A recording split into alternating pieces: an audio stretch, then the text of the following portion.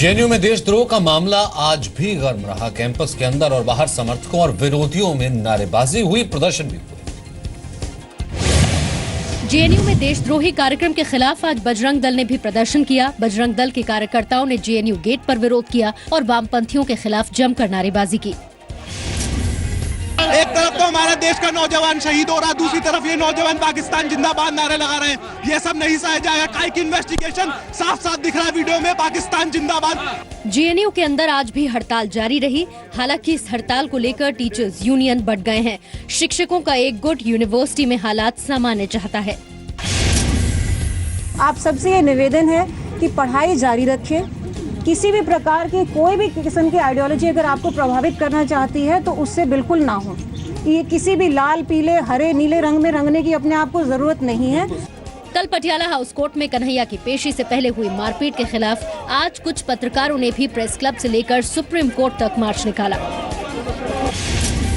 मामले की जांच एनआईए से कराने की मांग वाली याचिका को दिल्ली हाई कोर्ट ने खारिज कर दिया। कोर्ट ने कहा दिल्ली पुलिस पहले ही इस मामले की जांच कर रही है। कार्यक्रम के आयोजन की जांच पर बनी कमेटी ने एचआरडी मिनिस्ट्री को अंतिम रिपोर्ट सौंप दी है। रिपोर्ट में ये भी खुलासा हुआ कि दिल्ली पुलिस कैंपस में प्रशासन की इजाजत से ही घुसी थी। जेएनयू विवाद पर आज दिल्ली के सीएम अरविंद केजरीवाल ने भी गृह मंत्री राजनाथ सिंह से मुलाकात की। जेएनयू कैंपस में देशद्रोही नारे लगाने वाले उमर खालिद का कश्मीर के अलगाववादियों से कनेक्शन सामने आया है। सूत्रों के मुताबिक जेएनयू कैंपस में देशद्रोही कार्यक्रम के आयोजन के लिए उमर खालिद कई महीनों से लगा था। उमर खालिद ने कैंपस में देशद्रोही नारे लगाने के लिए कश्मीर से युवाओं को बुलाया था। सूत्रों के मुताबिक उमर खालिद ने 10 कश्मीरी युवाओं की टीम बनाई थी। लड़कियां भी इस टीम का हिस्सा थी। उमर खालिद के बुलावे पर 10 कश्मीरी लड़के और लड़कियां 7 फरवरी को ही जेएनयू कैंपस में आ गए थे। पुलिस इन कश्मीरी युवकों की तलाश कर रही है। 9 फरवरी को बगैर मंजूरी के जेएनयू में आतंकी अफजल गुरु की बरसी पर कार्यक्रम का आयोजन हुआ। कार्यक्रम के दौरान भारत विरोधी नारे लगाए गए थे। देशद्रोह के आरोप में जेएनयू छात्र संघ अध्यक्ष कन्हैया कुमार पुलिस रिमांड में है। दिल्ली पुलिस उमर खालिद की तलाश में जुटी है। सुरक्षा एजेंसियों को शक है कि आरोपी छात्रों के संबंध डेमोक्रेटिक स्टूडेंट यूनियन से भी हो सकते हैं, जो कि नक्सलियों से जुड़ा हुआ संगठन है। देशद्रोह के आरोप में गिरफ्तार प्रोफेसर एसएआर गिलानी को कोर्ट ने 2 दिन की पुलिस रिमांड में भेज दिया। पुलिस ने प्रोफेसर एसएआर गिलानी को कल देर शाम पूछताछ के लिए हिरासत में लिया और आज सुबह गिरफ्तार कर लिया। आरोप है कि 10 फरवरी को प्रेस क्लब ऑफ इंडिया में अफजल गुरु की बरसी पर एक कार्यक्रम था, जिसमें गिलानी ने फोन पर कार्यक्रम को संबोधित किया। गिलानी के इशारे पर अफजल गुरु के समर्थन में नारे लगाए गए। 10 फरवरी को जो प्रेस क्लब ऑफ इंडिया में एक इवेंट हुआ था, एक मीटिंग के दौरान कुछ देशद्रोही नारेबाजी और स्टेटमेंट्स दी गई और मीडिया रिपोर्ट से जब हमें पता चला तो पुलिस ने उसमें एफआईआर दी। पुलिस इंक्वायरी के बाद एक एफआईआर हुआ। इससे पहले एसएआर गिलानी को 2001 में संसद पर हुए हमले के मामले में गिरफ्तार किया गया। हालांकि दिल्ली हाई कोर्ट ने सबूतों की कमी के चलते अक्टूबर 2003 में उन्हें बरी कर दिया। सुप्रीम कोर्ट ने अगस्त 2005 में इस फैसले को बरकरार रखा था। पुलिस ने कोर्ट को बताया कि कार्यक्रम में 10 लोग मौजूद थे। पुलिस प्रोग्राम के लिए हॉल बुक कराने वाले अली जावेद और गिलानी को आमने सामने बिठाकर पूछताछ करेगी। पटियाला हाउस कोर्ट के बाहर सीपीआई नेता अमित जमाई से मारपीट के मामले में बीजेपी विधायक ओपी शर्मा ने सफाई दी है। आज बीजेपी विधायक ओपी शर्मा मीडिया के सामने आए तो उनके सर पर पट्टी बंधी हुई थी। ओपी शर्मा ने कहा, कोई मेरा सिर फोड़ेगा तो मैं चुप नहीं रहूंगा। पुलिस ने कहा दोनों पक्षों ने केस दर्ज कराए हैं, जांच कर रहे हैं। मेरे को जो सर फोड़ेगा, मुझे कोई मारेगा तो उसमें जो नेचुरल जो एक्ट होना चाहिए वो ये नेचुरल एक्ट इसमें हुआ है। वो मुझे मार रहे थे, मैं सिर्फ उनसे ये कह रहा था कि हम भगत सिंह और अशफाकुल्ला खां के लोग हैं, हमको मत डराइए। दोनों तरफ से एलिगेशंस लगाई गई हैं और काउंटर एलिगेशंस लगाई गई हैं, तो इसलिए हमने जो है एफआईआर दर्ज की है दोनों प्रकरण पे। हालांकि आज ओपी शर्मा के सर पर पट्टी बंधी है, लेकिन सवाल उठता है कि कल हाथापाई के बाद चोट आई थी तो कल ही उन्होंने सर पर पट्टी क्यों नहीं बंधवाई? आज क्यों पट्टी बांधकर सामने आए? कल जेएनयू छात्र संघ के अध्यक्ष कन्हैया कुमार की पेशी के दौरान सीपीआई नेता अमित जमाई को पीटा गया था। आरोप है कि बीजेपी विधायक ओपी शर्मा ने समर्थकों के साथ मिलकर अमित जमाई की पिटाई की थी। आरोप ये भी है कि पाकिस्तान के समर्थन में नारे लगाने के बाद ओपी शर्मा ने अमित जमाई को पीटा था। बीजेपी विधायक ओपी शर्मा दिल्ली विधानसभा की कार्रवाई के दौरान आम आदमी पार्टी विधायक अलका लांबा पर विवादित बयान देकर विवादों में रह चुके हैं। जमात दावा प्रमुख हाफिज सईद ने कश्मीर पर दुष्प्रचार के लिए एक और नापाक साजिश रची है और निशाना है भारतीय पत्रकार। खुफिया सूत्रों के मुताबिक पत्रकारों के जरिए हाफिज भारत में कश्मीर पर दुष्प्रचार करना चाहता है। सूत्रों की माने तो हाफिज ने एक साइबर सेल का भी गठन किया है। इस साइबर सेल को भारतीय पत्रकारों का ग्रुप बनाने, उनका ईमेल एड्रेस, मोबाइल नंबर समेत उनसे जुड़े डेटा को जुटाने की जिम्मेदारी दी गई है। खुफिया सूत्रों के मुताबिक हाफिज सईद का इस साइबर सेल एक्टिव भी हो चुका है। पिछले दिनों साइबर सेल ने भारतीय मीडिया से जुड़े कुछ पत्रकारों की डिटेल मांगने की कोशिश की थी। हाफिज ने आतंकियों से संपर्क और भर्ती के लिए एक साइबर सेल पहले ही बनाया है। हाफिज सईद ने इस साइबर सेल का नाम जमात दावा साइबर सेल रखा है। जमात दावा साइबर सेल की जिम्मेदारी भारत में हमले के लिए आतंकियों की भर्ती करना है। हाफिज एक मोबाइल ऐप भी लॉन्च कर चुका है। हाफिज ऐप के जरिए जम्मू कश्मीर में अपने सदस्यों से संपर्क साधता है। जेएनयू देशद्रोह विवाद में हाफिज सईद काफी सक्रिय दिख रहा है। हाफिज सईद ने जेएनयू में देशद्रोहियों के समर्थन में लगातार ट्वीट किया है। दिल्ली के सीएम अरविंद केजरीवाल ने ट्विटर पर एक कार्टून को शेयर कर नए विवाद को जन्म दे दिया। कार्टून में हनुमान जी और पीएम मोदी को दिखाया गया है। हनुमान जी पीएम मोदी से ये कहते नजर आ रहे हैं कि काम हो गया और अब सारा ध्यान जेएनयू की तरफ हो गया है। कार्टून में मीडिया वाले पीएम से दूर दूसरी ओर जाते दिख रहे हैं। वहीं पीएम मोदी के मंच पर महंगाई, पठानकोट, रोहित वेमुला, असेंबली चुनाव, गिरता बाजार जैसे मुद्दे लिखे हैं। अरविंद केजरीवाल की ओर से शेयर ये कार्टून ट्विटर पर ट्रेंड कर रहा है। केजरीवाल के इस कार्टून की लोग जमकर आलोचना कर रहे हैं। एक ट्विटर यूजर ने लिखा है, भारत में हिंदुओं का अपमान करने से वोट बैंक मिलता है। एक मुस्लिम महिला ने लिखा है, सर मैं एक मुस्लिम हूँ और मुझे भी ये बुरा लगा है। हिंदू सेना ने केजरीवाल पर धार्मिक भावनाओं को आहत करने का आरोप लगाते हुए दिल्ली के मंदिरमार्ग थाने में शिकायत दर्ज कराई है। बजट सत्र से पहले आज एक सर्वदलीय बैठक बुलाई गई। सूत्रों की माने तो बैठक में ज्यादा चर्चा जेएनयू में देशद्रोह मामले पर हुई। 23 फरवरी से शुरू हो रहे बजट सत्र को सुचारू रूप से चलाने के लिए बैठक बुलाई गई थी। बैठक करीब 2.25 घंटे चली।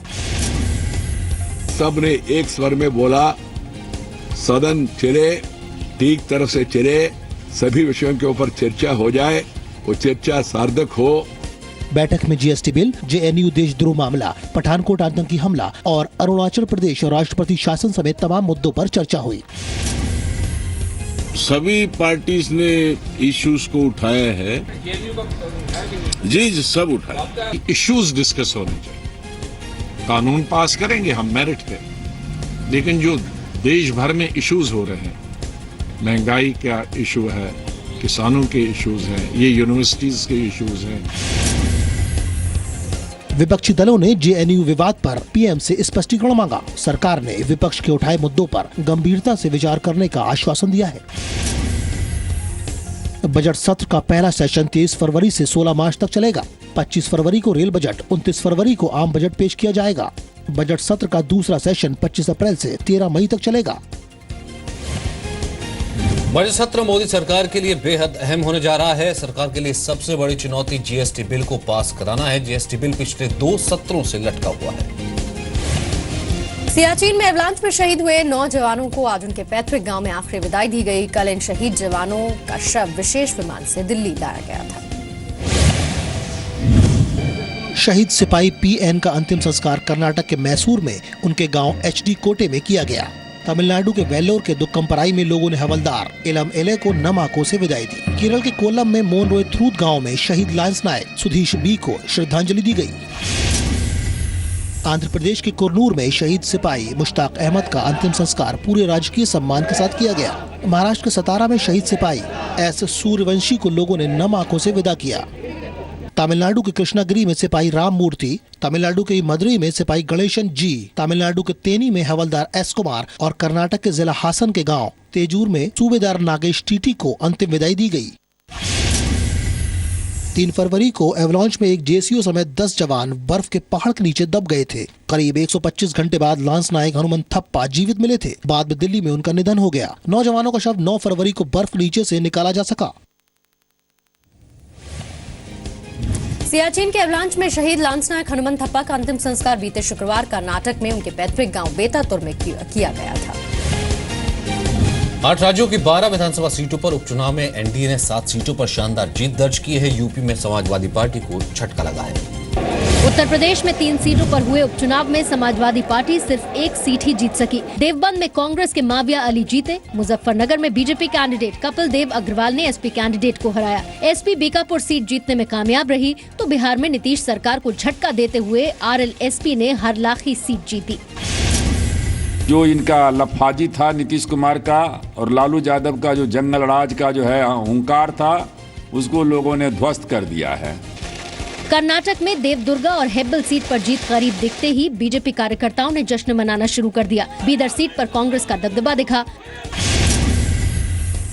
महाराष्ट्र की पालघर सीट शिवसेना के खाते में गई है। तेलंगाना की मेडक सीट पर टीआरएस ने कब्जा किया। त्रिपुरा की बीरगंज सीट को सीपीएम ने जीत लिया। पंजाब की खडूर साहिब सीट पर शिरोमणि अकाली दल और एमपी की मैहर सीट बीजेपी ने जीती। वहीं गाजियाबाद में बीजेपी कैंडिडेट ने मेयर पद का चुनाव जीत लिया है। केरल के कन्नूर जिले में सोमवार रात एक आरएसएस कार्यकर्ता की पीट कर हत्या कर दी गई। वारदात कन्नूर जिले के पप्पी ने सेरी की है। कुछ बदमाशों ने 27 साल के आरएसएस कार्यकर्ता पीवी सुजीत को उनके ही घर वालों के सामने पीट कर मार डाला। परिवार ने बचाने की कोशिश की तो उन पर भी हमला किया। आरएसएस ने सीपीएम पर मारपीट और हत्या का आरोप लगाया है। सीताराम येचुरी कल तक लगातार लोकतंत्र और अहिंसा की बात कर रहे थे। आज उन्हें देश के सामने जवाब देना पड़ेगा कि मार्क्सवादी कम्युनिस्ट पार्टी केरल में हत्या की राजनीति क्यों कर रही है। रात करीब 11:30 बजे हथियारबंद बदमाशों ने सुजीत के घर पर हमला बोला। सुजीत के माता पिता और भाई को इलाज के लिए अस्पताल में भर्ती कराया गया है। इलाके में तनाव बढ़ने के बाद अतिरिक्त पुलिस बल तैनात किया गया है। कन्नूर में ही दिसंबर 2013 में बीजेपी नेता विनोद कुमार की हत्या हुई थी। रविवार को कन्नूर में सीपीएम और बीजेपी कार्यकर्ताओं के बीच झड़प हो गई थी। इसमें 3 लोगों की मौत हो गई थी, कई लोग घायल हुए। केंद्र सरकार ने सभी कर्मचारियों को तोहफा दिया है। 2015-16 के लिए पीएफ ब्याज दर में इजाफा कर दिया गया है। वित्तीय वर्ष 2015-16 के लिए कर्मचारी भविष्य निधि यानी ईपीएफ पर मिलने वाले ब्याज में 0.05% की बढ़ोतरी हुई है।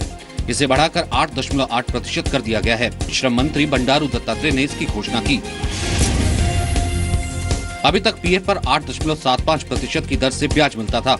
ईपीएफ ब्याज दरों में बढ़ोतरी का फायदा करीब 5 करोड़ लोगों को मिलेगा। ईपीएफओ की फाइनेंस ऑडिट और इन्वेस्टमेंट कमेटी ने 8.95% ब्याज देने की सिफारिश की थी।